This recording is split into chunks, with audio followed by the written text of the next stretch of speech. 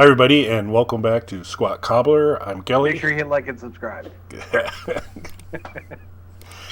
Yeah, I think our desire to be the like and subscribe announcer is starting to kind of erode the value of our intro, I think. All right, I'm sorry. Do it again. No, I did it first, so it's fair play. But as Mike mentioned, please do like and subscribe. But I'm Kelly at KELLYTHUL on Twitter and Instagram. And I am Dr. Mike at Official Pagan on everything.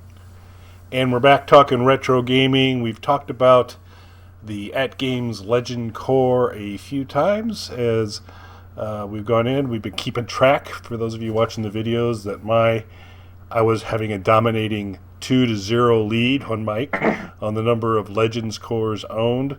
But breaking news, folks, Mike has cut that lead in half. Because if I'm not mistaken, something has been delivered to your house. It has. So I wrote to AtGames again. They never responded to me. Awesome customer service, guys.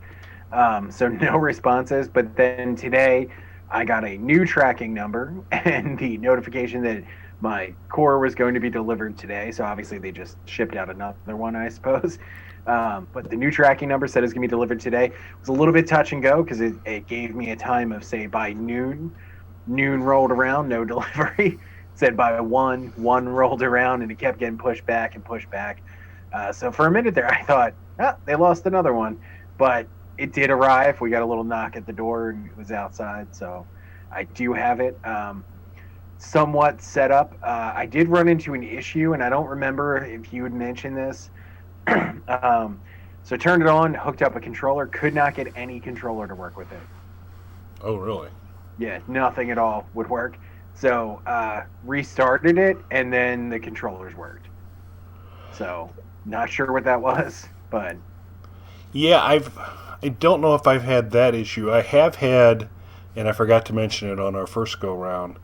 I get the HDMI, what I think is seated well into the system, and then fire it up, and I just get a burst of static, and there's something obviously connected, so the projector's not saying no source, but what it is it's kind of just the snow and static, and a lot of times I just shut it off and start it up again. So it does appear every once in a while, whether it's an output or a connectivity issue with a controller. Sometimes that first go, you might have to do a second start on it. So what do you have it hooked up to your fight stick, or are you starting with more of a gamepad, or were you? Started with a gamepad. I used one of the 8-bit Duo controllers that I'm using for the little setup in the liquor cabinet that I have. Mm-hmm. So threw one of those on there that has sort of the Super Nintendo form factor with the analog sticks added to it. So that I figured that would cover me for basically whatever's on there. And then tomorrow, when I have a little more time with it, that's when I'll break out the fight stick and really start kind of delving into it and see what I can do. Cool. Good selection of games. Yep. I did read over the PDF that they posted before, but really going through the list, it's a good selection of games. Aladdin, Gargoyles. I was excited to see Fighter's History Dynamite on there.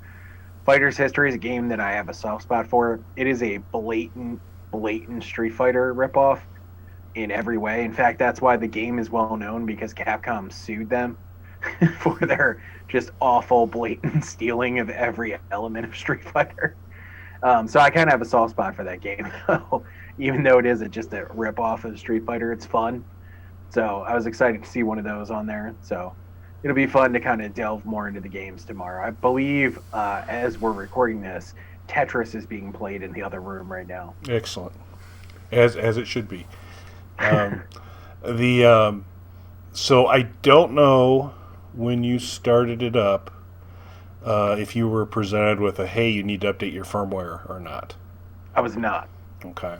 It'll be interesting to see when you go back to it and bring up the firmware to see what you have, because what I wanted to talk a little bit about is the last AtGames firmware release, which was 5.16, is the one that rolls out ArcadeNet 1.0. So ArcadeNet, kind of the Netflix of gaming. They had games you could just at this point go in and play for free, But the idea ultimately was you'd subscribe, and then you'd be able to. They'd have this ongoing set of games that you could play through ArcadeNet to extend over the 350 on the Legends 1.0, 300 on Legends 1.1, 100 on the Core. But so they were rolling that out. So that now moves into a subscription model.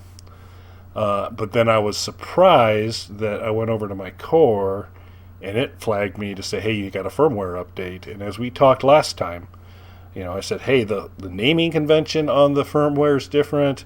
Seems to be a whole different set of firmware than on the Legends, and I'm not seeing Cloud Pinball, and I was bummed. For whatever reason, this time through, now your Core, when you get it all the way up to date, my guess is you're going to be sitting on firmware version 5.16, 5.16. So now they're actually in sync. There's still some features that are shut off on the Core that are available on the unit because it's just different form factors. But the reason that's important, I'm still not 100% clear on it, but it does appear, our goal to play Leprechaun King Pinball is back on the table because the Cloud Pinball option is now showing up on my Core, which was awesome, and I was very excited about that. Now, I still struggle for ArcadeNet. It's $20 a month. I mean, you get some pretty good capabilities for that, but if you think about like a PlayStation subscription or a Nintendo subscription or even a Netflix subscription, they all run less than $20 a month. So Right. this is a pretty premium price for that. If you don't, if you're not going to become a paid subscriber to ArcadeNet, I believe, at least sometime, and this will be something we can test out over the next 2 months. I believe what the circumstance is going to be is we will have 1 hour of Cloud Pinball and 2 hours of a much narrower list of games in ArcadeNet that can be played just for free, just for being part of the AtGames ecosystem. So Okay. the Leprechaun dream stays alive, but maybe only for an hour a month, which may be okay. And we'll see on that. We'll have to. I'm looking forward to getting all set up so we can try the chat and all that kind of stuff as well. The other thing that will be not an issue for you, but it's an issue for me, and therefore makes it an issue for you before we can get to all this stuff, is that AtGames will allow 3 devices to connect to, it's kind of underneath the free ArcadeNet license type of deal. They will allow up to 3 devices. So if you've got a Core and you've got a pinball machine and you've got a Legends, all 3 of those are going to be able to get into the non-subscription ArcadeNet stuff. But you got to send them an email and give them, there's a user ID called a UUID that's unique to the Legends unit I have and to the Core I have. And all the instructions said just take those UUIDs, put them in an email, send it to AtGames. They'll do something, and then you'll do it. Because right now, I confirmed I could do Cloud Pinball on my Legends, and then when I went over to ArcadeNet on my Core, it says you've reached the maximum number of devices you can have in ArcadeNet. And so I'm stuck right now until I hear back from AtGames, which sounds like may not be soon. So I may remind them again, but we're maybe a couple steps away, and we will certainly have a video to commemorate the work if we can kind of get there. But it is nice that the firmwares are going to kind of sync up, and it does look like you should be able to go into ArcadeNet on your Core, and you should see over on the left-hand menu something that says Cloud Pinball, and you should be able to go down to Cloud Pinball and have about 8 tables. Okay. For an hour. So you may want to talk to the Tetris players or something like that to say, this play the other stuff with wanton abandon, but let's be selective, or maybe you don't want to tell them that it's there, so that you can do that. But you start to get some experience. That's not even an option. Yeah, yeah. So don't worry about that. It's coming soon. Don't worry about it. So Don't worry about that.